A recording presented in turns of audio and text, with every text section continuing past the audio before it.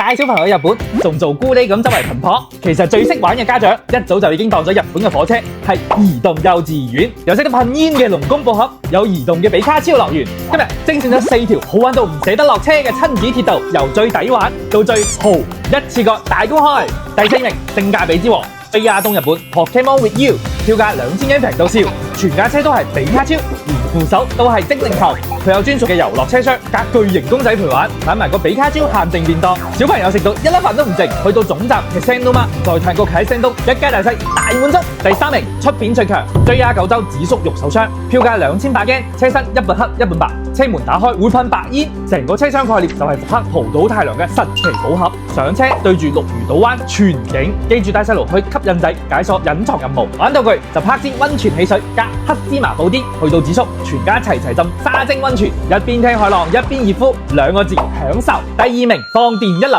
JR 九州阿蘇波，票價3300円，全車布滿原創8.9 Cool，最誇張係車廂竟然有木波波池同圖書館，大人舒舒服服坐喺全景位睇阿蘇火山，細路就喺旁邊波波池放電，呢啲先叫高質量嘅親子時光。到咗阿蘇站，記得帶小朋友去草千里大草原睇馬群，再食個必食嘅當地名物阿蘇阿卡基烏洞。第1名，日本觀光列車天花板 JR 九州3+3，票價18000円，最貴但係絕對係3代同堂嘅完美選擇，車廂內極盡奢華。老人家坐得舒服，攤住神級便當，幫細路從細培養美學品味。一家大細圍住大台嘆海景，中途列車仲會特登停靠霧島神宮站25分鐘，俾全家落車打卡神話級嘅朱紅神社。終點去到充滿亞熱帶風情嘅宮崎，直落青島睇超震撼嘅鬼之洗衣板海岸奇觀，呢啲先叫做真正嘅天花板級車上旅行。記住5月12日起車廂有大收，記得睇實官網日期。結尾送多個彩蛋，2026上灣大啲，去靜岡大井川鐵道。